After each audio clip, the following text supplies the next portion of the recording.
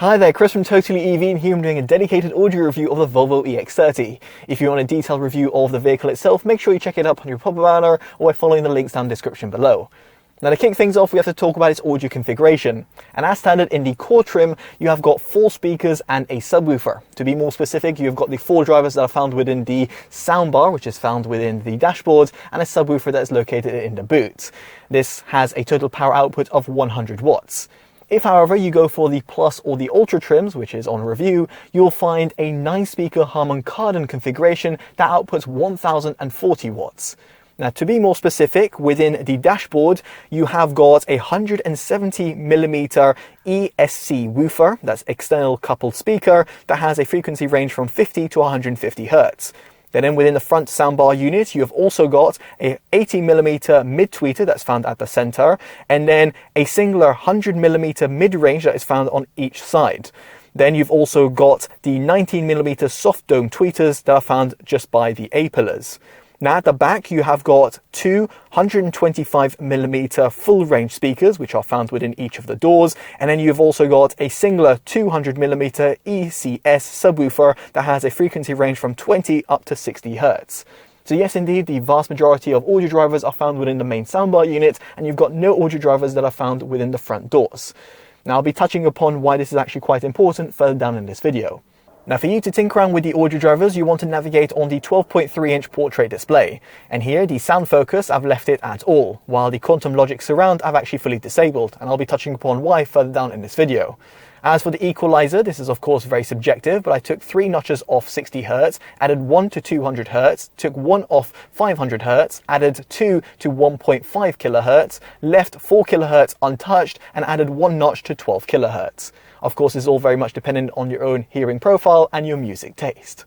Now for you to connect up to the infotainment system, you have got Bluetooth, although the SBC and AAC codecs are supported only, which is quite disappointing because at the time of filming, Android Auto is not supported over a wireless transmission, which I do find a little bit ironic because the Volvo EX30 uses Android Automotive OS and also supports Apple CarPlay wirelessly. So therefore, if I had an iPhone, I could play back my locally stored songs on my smartphone at a better quality over an iPhone versus an Android. Nonetheless, over here via the Automotive OS, you will find some of your favorite apps, for example, the likes of Spotify, Tidal, or indeed YouTube Music. So you might want to use them instead. Now, past all of this, let's get on to cabin noise. And here the objective measurements will be on your screen. And while they're not exactly class leading, I do think it'll certainly suffice for the vast majority of consumers in that the Volvo EX30 has got a relatively serene in-cabin experience, even at higher speeds. And sure enough, you can hear a little bit of tire noise and wind noise creeping in, but it's still actually pretty minimal in the grander scheme of things. Now, apart from all of that, let's get on to an audio demo. I'll be placing the camera and microphone in a few different positions and playing back a track. It's from Priya J and it's titled Like Me.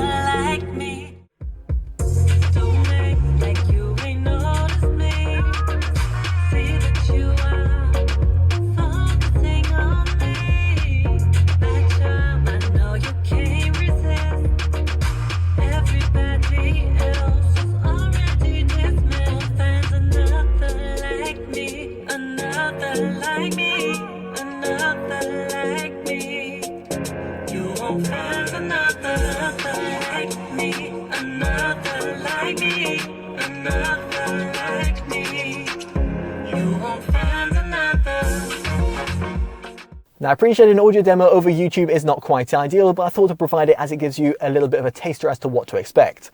Now, in terms of my own subjective opinion as someone who's reviewed over 700 audio-related devices and over 100 in-car audio systems, I'll say that the EX30 does a decent job across the sound frequency range, but will leave certain people disappointed. Now, let me expand as to why.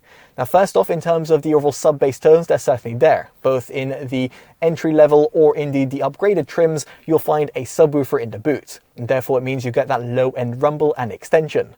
With that said, I don't think here the Harman Kardon audio system that extends all the way down to 20 Hz, at least according to the manufacturer, can quite compete with some of the more premium audio systems out there on the market. Now, as for the overall mid-bass impact, I do think it's actually pretty healthy, both at the front and rear of the cabin, and this is due to the overall speaker configuration that you have. However, the same sort of praise cannot be said about its overall mid-range, which I do feel is quite recessed and pushed back, and in this respect you've got a quite V-shaped sound signature. Vocal accuracy, both for males and females, is not great, and in this respect, if you were to adjust it via the infotainment system, in other words the mid-range EQ, you'll find that it actually takes away from what the artist actually meant to reproduce. In other words, it just doesn't come across accurately.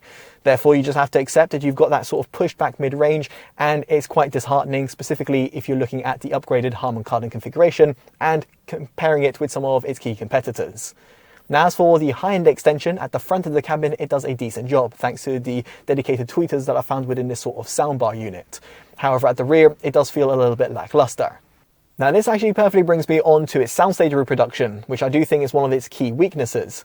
See here, due to the positioning of the drivers, which are predominantly within the soundbar that's found within the dashboard, here you have a very unidirectional sound, and you don't have that sort of instrument separation as you might expect in comparison to some other audio systems. In fact, the audio drivers that are found within the rear doors are positioned a little further back, and therefore they're kind of concealed by the rear seats. So yet again, taking away from that overall dynamism that you might expect. Now, you might be quick to adjust the Quantum Logic surround sound option via the infotainment system, but again, doing so will take away from the overall accuracy and will again shed away the overall mid-range. And as the mids are all the pushed back, it means that you're pretty much decimating all sort of vocal accuracy. So as a result, I actually had to leave it disabled in order to get the best sort of accuracy from the system and give me the best sort of reproduction.